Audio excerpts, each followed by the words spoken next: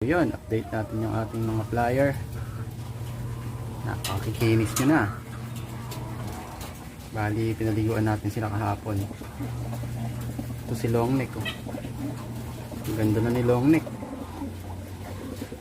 Ang galing sa kapitbahay.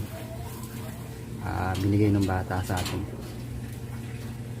So, ayan yung mga tutubi. Ito, si Domeng. Magilas na ibon dito sa ating lot. Ito rin yung isang binigay ng kapitbahay natin, yung Borga. Ganda na din yung katawan niya. At ito yung anak ni Taiwan. Nag-itlog na sila. Ayan, inaris natin siya sa tututubi. Sana makabuo.